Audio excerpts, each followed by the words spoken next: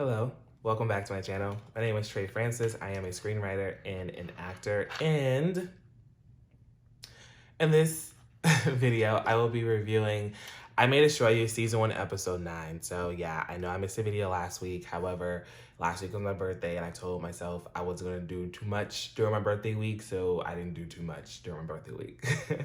But I'm back with this, and I also have a few more surprises. Oh, not surprises. I don't want to say surprises. Who am I? Surprises. No, I have a few more things that I want to start implementing on my channel as far as different types of content. So one of those things, just briefly, and then we're going to get into this video. One thing, the first thing is weekend movie reviews, and the second thing is something I want to call Trey's Music Corner, because I'm also big into music. I've been writing music, singing music since I was like 2, writing music since I was like 9 years old, and playing music since I was like a teenager. So whatever the case may be, I want to start doing that. But anyways, let's get back into this video. I'm going to have some other that stuff being posted later this week. But let's get into this video. So this video is I May Destroy You Season 1, Episode 9, sort of like a recap or a review. This is a very easy, sort of breezy, sort of, I mean, there was things happened, but it was easy to follow. It was easy to track, right? So we opened up, Arabella's sitting in her bed. She's sort of in this there's a word for it, but I'm not gonna be able to think of the word right now.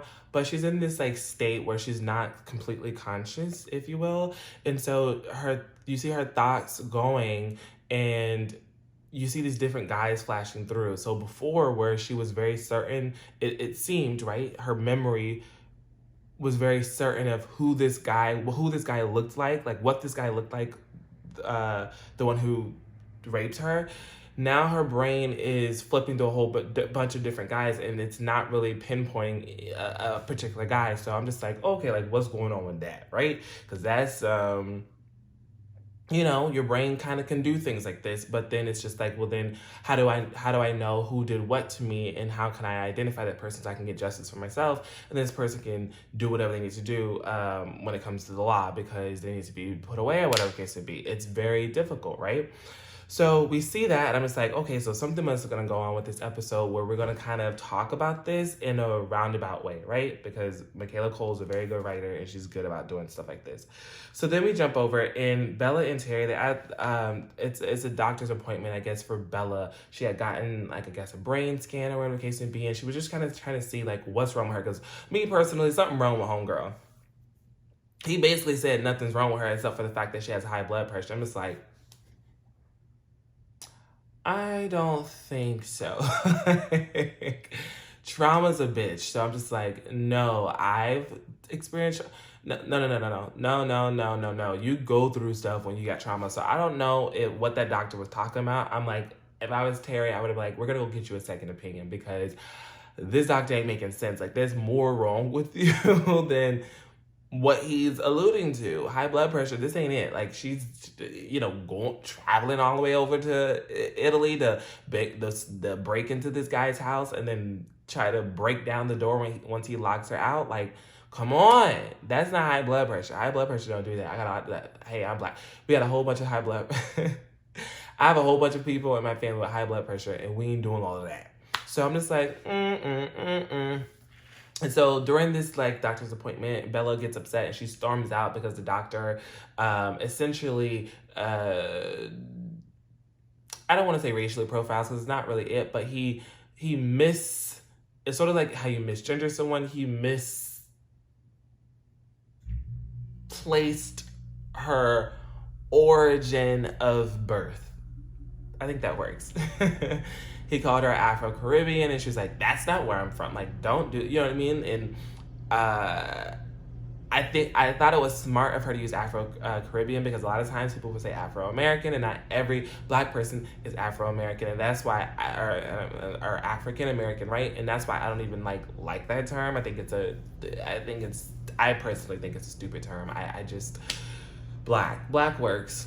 Black works, you know what I mean? Because that's how you get into things like this. And so I don't even use it, because you don't know where someone is from. So you never want to offend someone. And she was very offended, so she gets up. And Arabella's on this high right now because all of the content that she's been putting out about abuse and rape and just different things like this, people are responding to it. And for her, it feels like it's like this drug, right? So she's like, oh, the more I post, the more love I'm gonna get. And it's possible that during this time of her needing space to heal, being online seems like a good thing right now for her because people are giving her so much love. So to have experienced something where it was definitely not done out of love, like you didn't rape me because you love me, you see what I'm saying? Like, it feels good to be on the opposite end of something. And so I think she's feeding into that. It's some good energy, it's good vibes, right? So she's feeding into that, and she's kind of going a little bit much, but Terry stays in, get her diagnosis, and basically is asking the doctor, okay, like, how can we fix this? Like, what can we do to make sure that she's okay? He brings up something about her being on the vape pen, and Terry's like, nah, look here. All the other stuff she was doing, she done stopped that stuff. But this right here, this is the one thing. So hey, let her have this thing. There's other things worse than this. Let her have this thing. This seems to be the only thing that's really, let her have it. So then we move on, and so this is Halloween. It's a Halloween episode. As Bella, Terry, and Kwame, they're walking over to this paint and what we would call paint and sip. They call theirs a paint and wine. They're walking over to this where you dress up in your costume and you paint while you drink wine. This newfound fan of Bella's, who is like, he's excited about the work that she's doing. Like it's inspiring to him, right? Because he comes out and he says, hey, I've also been sexually abused, and him and Bella are getting wrapped up in this moment, and Kwame's sitting there because, Kwame hasn't really, he's not been feeling this type of conversation, so he walks away because he's in a mood, right? He experienced something of his own, right, as we know, but then he also had another weird encounter the last episode where he had sex with a girl. He didn't tell her initially that he was gay. They fucked because she had a black fetish, right? And so later on, when she was homophobic, he called her out on it and said, hey, I'm gay, how dare you? She kicked him out, right? So we got to keep that in the back of, he's dealing with some stuff, and he's a very much so reserved person when it comes, like, I'm sort of like him in that sense, in that vein where, like, I go through things kind of alone. Go through things alone and deal with them alone because I don't like to put things out on Front Street, and I don't like to have to deal with things in a very public way. And so I kind of deal with things, to keep things to myself and deal with things by myself. And then once I process and I get through it, then I can come back out and out of hibernation, and I can be with the rest of the world, right? Right. So he walks off from her. Finally, he's like, let's wrap this shit up, Bella, so we can go in here and paint. So she wraps it up. They go in there, they start painting, and the host of the event, she's very much so on Bella because she's like, you can't vape in here, you can't do this in here, you can't take pictures in here. And Bella is still Bella, so she's still taking pictures and videos and snapping on her phone, because it's the high, right? It's the high of this love, this validation, I guess, for her. And during this paint and wine, Kwame comes out about his experience with the girl from the last episode, and when he says that he feels like shit, but like she didn't initially know about him being gay, and she basically pulled him on top of her, which we saw with our own eyes that is what it looked like. However, that's one of those things where people feel like, hey, you need to be honest about your intentions and be forthcoming with your intentions, so then I can make the decision for myself whether I want to sleep with you or do this or do that. You know what I mean? It's one of those type of things. So Bella gets upset about it. Terry's trying to calm her down. Hey, he said he feels horrible about it, Kwame's making excuses. Let's just keep it real. He's making excuses about why he did what he did, and Bella's not having it. So she storms out. She basically, at that moment, she just storms out. She just leaves. And then after that,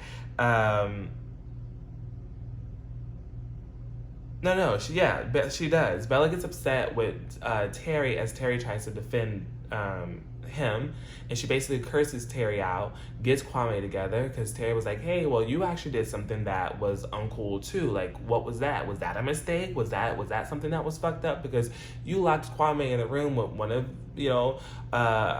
one of our friends whom you shouldn't have done that with, because he was going through something, and that could have been traumatizing for him, which, as we saw, it was. She goes over and she basically tells Terry, like, you know what, you can shut the fuck up, because Kwame's right here. He can talk for himself. He can speak for himself, right? I'm going to go over here and address him. She goes over there and address him. Kwame's emotional. Now, this part ate me, because if you be like this, I'm going to tell you what it is. But he's in this emotional state, and so he basically just like, nah, like, I don't really remember, and we know that to not be true, but I only remember that night, so yada, yada, yada. He chops it up. They walk out. She's on her way, and she does her thing. So then, after this, we see that Bella goes to therapy. Bella's at therapy, and her therapist is just to break this down real quick. She basically says that Bella needs to address, she needs to process what she has gone through, because Bella has since, since they've closed the case, she has gotten her materials from the from the FBI station, whatever you want to say, and she hasn't opened them. She just put the stuff under her bed and tucked it away. So at least that's what we thought she was talking about, right? So remember that, like, that's what we know as far as what happened to Bella so far. So my thought process was like, okay, well, I don't know that I would want to look at the rape. Like, I'm not certain that that's what I want to look at either. So I was just like, okay, like, I guess, but you do need to process things, but that ain't something I want to I want to particularly like look at. And so when Bella goes home, because the doctor tells her this, the therapist tells her this, she starts digging on her bed and she's pulling this up. She's like, where is it? Where is it? Where is it? I don't see it. I don't see it. I'm just like, she pulls out, because I thought she had pulled out the package that was from the FBI, but apparently that wasn't what she was finding for. That's apparently not what she was looking for. She Peyton's right. We see, oh, hey, there's this package right here. She picks it up. It's bloody. It's inside of it. It's like blood stained, and you see like a photo of like a when a woman goes and gets why. This is bad, because I'm not pausing this video. I'm not pausing this video. What is that called?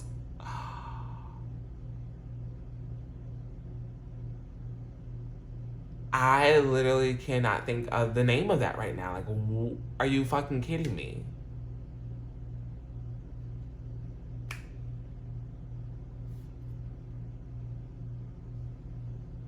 Okay. I'm just going to use some other words. I'm just going to use some other words that describes what I'm talking about. However, for some fucking reason, my brain is not, I don't even think I put it down in my notes. So anyways, there's a picture of her unborn baby. There's a picture of her unborn child. Like, so apparently she had got pregnant from being raped. And she had just gone and gotten an abortion and put everything in the thing and just kind of hid it on her bed to not deal with it. And this was the therapist was telling her, like, hey, you're not dealing with your trauma. You're letting trauma stack on top of each other, and it's having you act in an erratic way and just doing different things. And like, you have to deal with your trauma. You just can't let it build up, right? Because this is where you have outbursts, or you have like, it can become a very even more serious thing, because trauma's already serious, but an even more serious thing when you're packing trauma on one on top of the other. So as she's sitting there, the doorbell rings and her roommate goes off to get it. I think his name is Henry or whatever. And as she's looking at the photo and she's looking at the clothing, a hallucination, let's just go with that, of herself, she is sitting over in the corner and basically starts to recite the words back to her that she had told Kwame earlier about how, about mistakes and like how it's fucked up and how like you need to check yourself, you need to look yourself in the mirror and see that you are involved in this and you're playing the victim and da da da. I was like, hold on now. was Bella not raped? Like, I want to know now. I need that to be cleared up. 'Cause I'm just like, why would she say that to her? Like, why would that be? Particularly when it comes to this baby. See, I'm just like, is this pre-rape or is this from the rape? I would probably surmise that it's from the rape. I'm not sure. However, we're going to have to let that unfold over the next 3 episodes that we have left. So that was basically it. So her friends come in. She basically apologizes to Terry. She goes out there. She apologizes to Kwame, say she was a little bit too harsh. It was a little bit too much. And they make up or whatever. Kwame leaves. He's going to go and do something. And then Terry and Bella essentially leave her place and they head out. And Bella goes and she sits outside of the place in which she last remembers herself being before whatever happened to her happened. And I don't know if this is a part of the process for her, if this is a part of healing. Like, Terry questions her about it. She doesn't really say anything. Of course, she gives us one of those things where she hits her babe. She looks over at the camera and it's kind of like this smile, and then that's it. That it fades to black. So I like the episode. It's really this series really hits home about consent. It really hits home about what we might do in the moment thinking it is okay isn't necessarily always okay, and like how we're supposed to deal with that, and then how you have these tough conversations because you don't want to be, but sometimes you fall into that category, but you don't want to be. And then how do you reconcile that within yourself? It's a lot of these different type of conversations. And I think a lot of people, I don't say a lot of people, but I feel like some people might see themselves, right? When you watch this, might be like, oh, well, maybe I crossed the boundary, or maybe I crossed the line, or maybe I did too much. And I think it's important for a show like this. It's timely, right? Because these are conversations that I think we skate over a lot of the times, or we make certain things very black, we make certain things very white, like we make certain things good, certain things bad. And it's just like, sometimes there are gray areas, and those gray areas still need to be discussed, that we can kind of pinpoint, A, B, and C. However, this show just does a great job of bringing all of that stuff to the surface so that it can be discussed on videos like mine. And there's a lot of other people who do great things, who talks about it. I know just Latasha, she does great dissections of a lot of different TV shows. But she also is doing this one right now.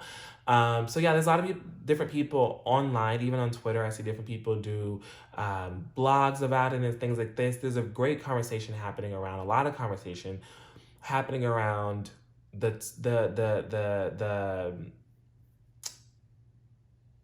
theme of this series and the topics that are brought up due to the writing and the brilliance, right, of Michaela Cole, and being brought to light, right, by all the actors and everyone, the crew, staff, whatever, from this show. So it's doing a lot of, I think, good work, and I'm so proud of Michaela and just inspired by her, just going out and doing her own thing. And yeah, she's amazing. She's amazing. I can talk about her all day. But anyways, that's it for this video. I'm gonna get up off of here because I hope this video isn't too long. I didn't even have a lot written down on my notes. I literally had 1 page. Usually I have like 3 or 4. This was like a 1-pager, so let's just hope I didn't ramble too long.